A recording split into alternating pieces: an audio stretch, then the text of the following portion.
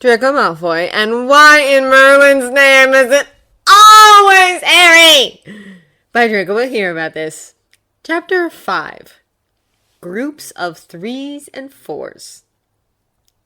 Draco couldn't move, couldn't breathe. He just gaped at Dumbledore, hoping against hope and sense that he had heard him wrong, or that the headmaster had misread whatever was written on the parchment. The utter silence within the great hall was ice cold. Everyone had turned to stare into the direction of the Gryffindor table, throwing judgmental looks at Harry as if Harry was to blame for whatever in Salazar's name was happening here. But Draco knew he was not. Of course he was not. Harry had never shown any serious inclination towards signing up for the tournament. Sure, he and Weasley had joked around with the Weasley twins, but he knew that Harry would have never gone through with it. Harry might have never set much store by the rules, but he was too inherently good to sneak around like this in search of his own glory. That was a Slytherin trait, not a Gryffindor one. That meant, though, that someone else had thrown Harry's name into the game. Why would anyone do that? To hurt him, a voice inside Draco told him, to get him into trouble or out of the way. Finally, Draco turned to look at Harry as well, his heart racing. Harry looked stunned and panicked, turned to Hermione and Weasley, muttering in a voice that carried through the silence of the Great Hall. I didn't put my name in. You know I didn't. When both of them just stared back blankly, he glanced over to the Slytherin table, meeting Draco's gaze with a desperate expression. Over at the staff table, Professor McGonagall had gotten to her feet, whispering urgently to the headmaster, and Dumbledore nodded, straightening up as he called, Harry Potter! Harry, up here, if you please! Harry looked completely terrified, even as Hermione pushed at him to get to his feet. Before Draco knew it, he was standing, drawing everyone's eyes to him instead of Harry. Professor! Draco called, his voice shaking. You can't honestly think... Please, Draco, sit down. Dumbledore said, his voice gentle and firm at the same time. But, Draco insisted, he didn't... Mr. Malfoy. Snape said dangerously from where he was seated a few chairs away from Dumbledore. You'd better sit down and be silent before I have to deduct points from Slytherin for your behavior. Draco did not care about the stupid house cup, though. He needed Dumbledore to understand that Harry was not to blame for this, and that someone was plotting this to hurt him, that he needed to... Draco, Dumbledore said, again, clear blue eyes catching grey ones. Please, sit back down. I will handle this. Draco gulped, and he looked over to Harry, who was staring back with such a muddled expression that even he had trouble reading it, gratitude and fear being the most prominent emotions among them. Then he got to his feet and nodded at Draco. Hesitantly, Draco fell back on the bench, watching in horror as Harry made his way towards the staff table, shoulders hunched, not meeting anyone's eyes. When he stood in front of Dumbledore, he just stared up at him, waiting for instructions for the headmaster to offer an explanation or solution to whatever was happening here. All Dumbledore said, though, was, Well, through the door, Harry. Harry went hesitantly, and when the door fell closed behind him, the murmurs started and grew quickly in volume. Madame Maxime and Professor Karkaroff had risen from their seats, their faces murderous. Dumbledore, though, raised his hands for everyone to stop speaking. The prefects will lead the houses back to their dormitories, he said. Those students from Beauxbaton and Durmstrang will please return to their own accommodations. I wish you all a good night. With that, he turned his back on the students, addressing the other teachers in hushed voices that did not carry through the hall. Draco was on his feet in an instant, pushing through the crowds towards the Gryffindor table. He reached Hermione at the top of it and grasped her shoulders. What are we going to do? Draco asked, his voice high-pitched the way it got when he was battling a panic attack. Someone did this to hurt Harry, you know it! What are we... Draco, calm down, she said, but her own voice was shaky too. Let's go somewhere private, we can't... They were both distracted, though, when Weasley pushed past them, his face grim. Draco let go of Hermione and stared at his back, flabbergasted. Where are you going? He demanded, making Weasley halt in an abrupt movement. Back to my dormitory, he spat. Did you not hear, Dumbledore? Draco just gaped at him, an unbelievable idea settling in his stomach so ridiculous that he felt mad for voicing it. You don't believe Harry did this himself, do you?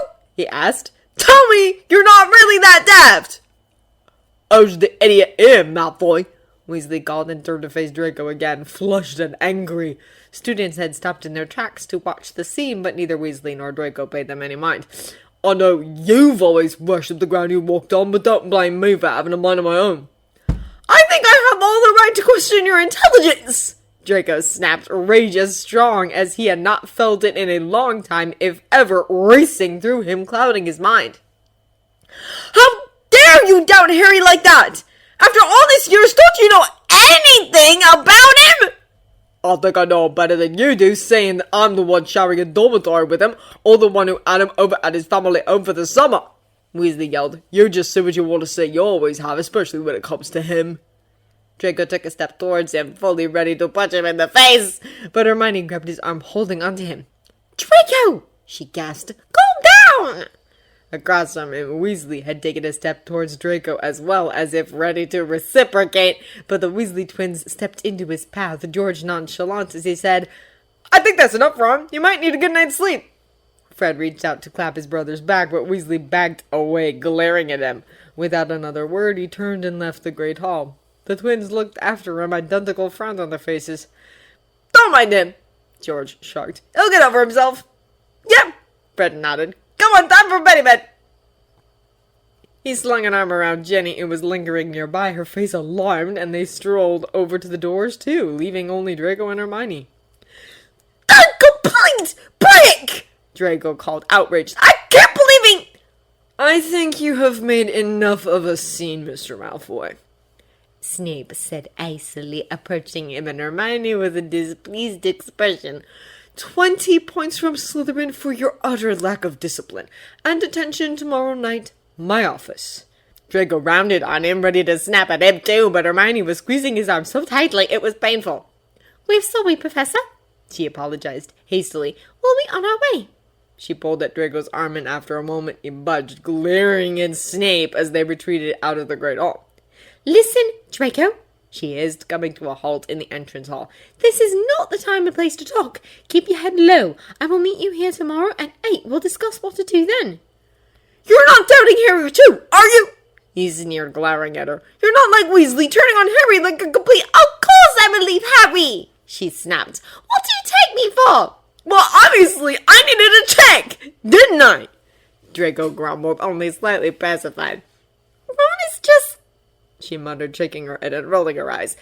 Never mind that now. If Snape catches us lingering here, we'll be in real trouble. Go to your dormitory and don't talk to anyone. You're not yourself right now. Oh, really? Draco scoffed. Draco, she sighed. Please, I'll talk to you tomorrow. Fine, he huffed, pulling his arm out of Hermione's grip. Have a good night, then.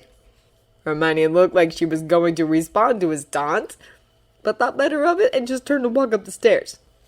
Draco glared after her as he went the opposite direction into the dungeons. Draco! Hermione sighed the next morning as she found him sitting on the stairs of the entrance hall waiting for her. What happened to you? Draco winced, staring at the closed doors instead of looking at her.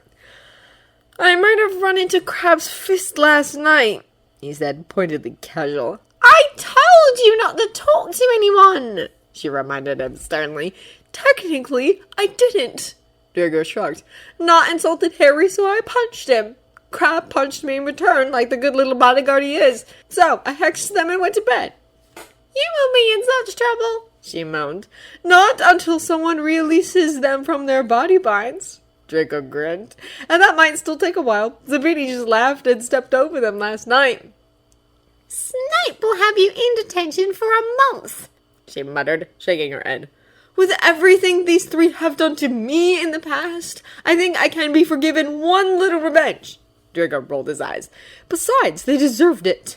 I'm not doubting they did, she sighed. Still, the last thing we need now is for you to get in trouble. Not with what happened last night. Have you spoken to Harry? He asked immediately. No, Hermione winced. They were throwing some kind of victory party in the common room last night, and I really didn't feel like hanging around. I was thinking we could get some breakfast to take away and take him for a walk so we can talk to him privately.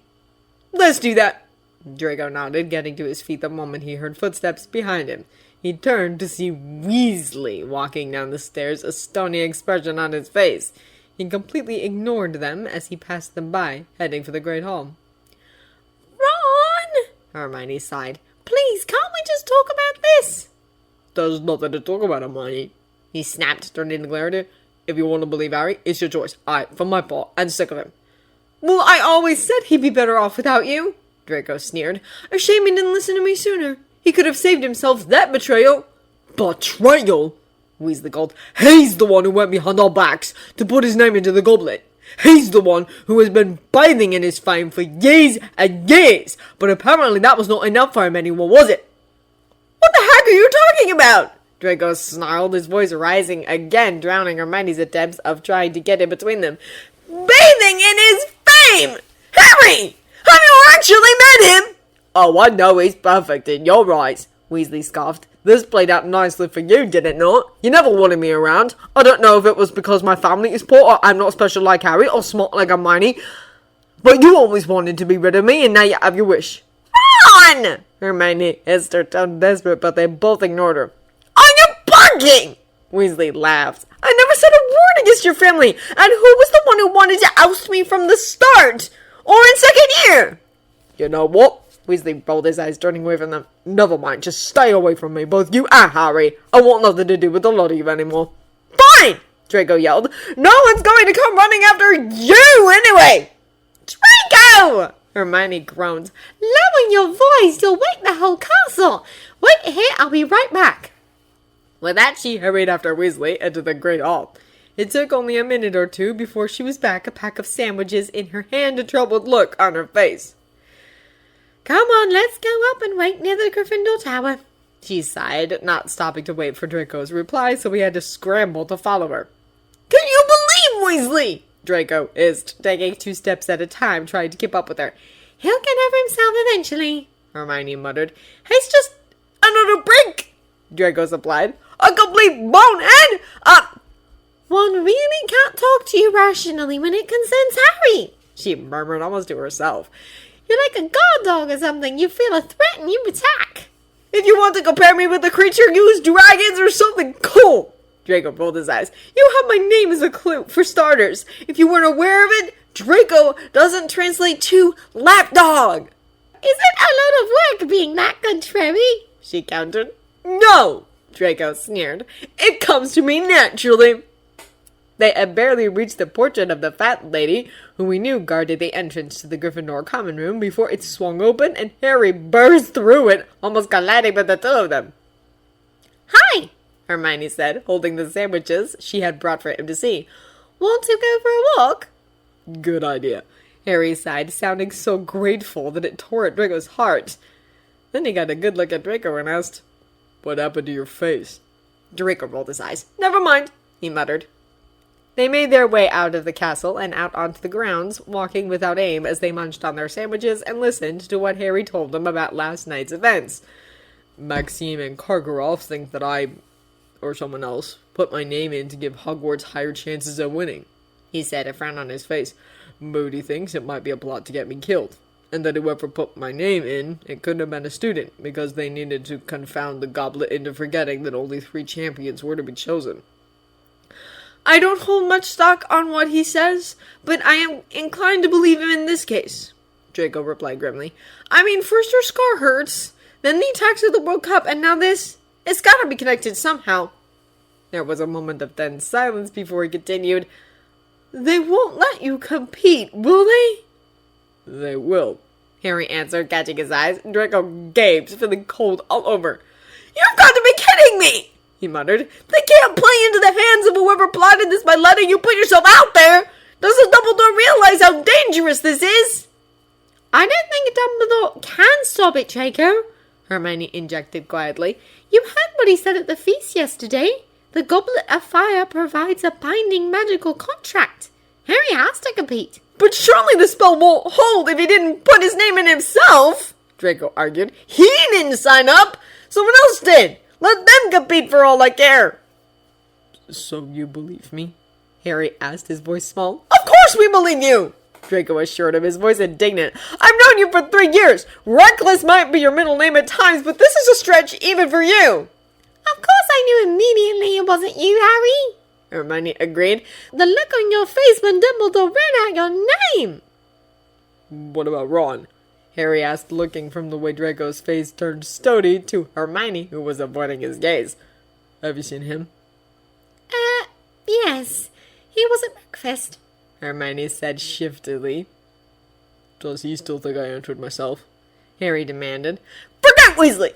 Draco spat, crossing his arms in front of his chest to keep away the chill of the early morning. "You don't need him!" "I don't think he really believes you put in your name, Harry," Hermione sighed, ignoring Draco. "Speak for yourself," Draco muttered. Again, she continued, as if he hadn't spoken. "It's just," she continued, trailing off, biting her lip. It was obvious she was hesitant to say what was on her mind. Just what, Hermione? Harry brought it an edge to his voice. "Oh, Harry, isn't it obvious?" she burst out. "He's jealous!" "Jealous?" Draco and Harry both called incredulously. "Look," Hermione sighed. "It's always you who gets all the attention, you know it is. I know it's not your fault," she added when both of them opened their mouths to argue. "I know you don't ask for it, but, well, you know, Ron's got all those brothers to compete against at home, and you're his best friend and you're really famous. He's always shunted to one side whenever people see you, and he puts up with it and he never mentions it." "He has no right to complain!" Draco interrupted furiously. "He, of all people, as Harry's friend, should know that being famous isn't all that great to begin with, and how much Harry struggles with all the attention. To blame him for it is outrageous!" "Not everyone is as rational as you, Draco," Hermione reminded him. "Ron's always wanted attention deep down, to be admired by people." "That's no excuse!" Draco shook his head. "No, Hermione, listen to me. You've only met me after I became friends with Harry and started to change, but as a kid, I was a brat. I don't mind saying it. I was spoiled and arrogant and wanted everyone to kneel at my feet, basically. It had to do with the way I was raised and the Malfoy name, you know the drill, but the fact is, meeting Harry put things into perspective for me. I learned that having a well-known name brings trouble more often than not. I can count the good things that have happened to Harry because of who he is off on one hand. You need to be spectacularly stupid to spend all this time with him and not know how much he hates the spotlight. And for Weasley to still manage to be jealous of all of that, especially when most likely someone is trying to kill Harry, and not for the first time either." He took a shaky breath. "I don't need to understand that, and I won't let you tell me otherwise." It seemed like Hermione had nothing to say to his little speech. She just looked at him sadly, and Draco turned away from her to face Harry instead. The other boy seemed angry like Draco, his lips drawn into a tight line, but he could also see how hurt and betrayed he felt. Those green eyes hid nothing, not from Draco at least. "Draco's right," he said finally, his voice bitter. "Tell him from me, I'll swap anytime he wants. Tell him from me he's welcome to it. People gawking at my forehead everywhere I go." "I'm not telling him anything," Hermione replied, frowning at him disapprovingly. "Tell him yourself. It's the only way to sort this out." "I'm not running around after him, trying to make him grow up," Harry argued, his voice rising. "Maybe he'll believe I'm not enjoying myself after I've got my neck broken, or—" Draco flinched at his words, and Hermione interrupted him. "That's not funny," she said. "That's not funny at all." "We can't let you get hurt," Draco agreed, his throat tightening in fear. "Did they say anything about the tasks? Can we do anything to prepare you for it?" "Not really, no," Harry grumbled. "The first task is November 24th, and they won't tell us any details about it. They want to test our courage, or something like that." "As if you needed any testing in that area," Draco grumbled. "The least they could do is give you a hint. You are the youngest by far, and you haven't even signed up yourself." "Maxime and Karkaroff are never going to agree to that." Harry sighed heavily. "They're already thinking that Hogwarts and I are conspiring to cheat the hell out of this tournament, remember?" "Karkaroff knows my father," Draco recalled suddenly, stopping in his tracks. "What if it's him doing this? What if there is a huge plot, and my father is involved, and—" "Draco," Hermione said quietly, touching his shoulder. "Calm down. Not every evil in the world is connected to your father."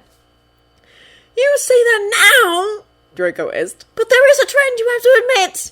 "I think what you need to do now, Harry," Hermione said, catching the other boy's eyes, is right to Sirius. Are you mad? Harry called. He looked around for a moment to make sure nobody was around and lowered his voice as he continued. He came back to the country just because my scar twitched. He'll probably come bursting right into the castle if I tell him someone's entered me for the Triwizard Tournament.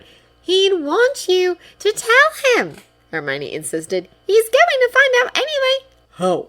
Harry, this isn't going to be kept quiet. This tournament is famous, and you're famous. I'll be really surprised if there isn't anything in the Daily Prophet about you competing. You're already in half the books about you-know-who, you know. And Sirius would rather hear it from you. I know he would.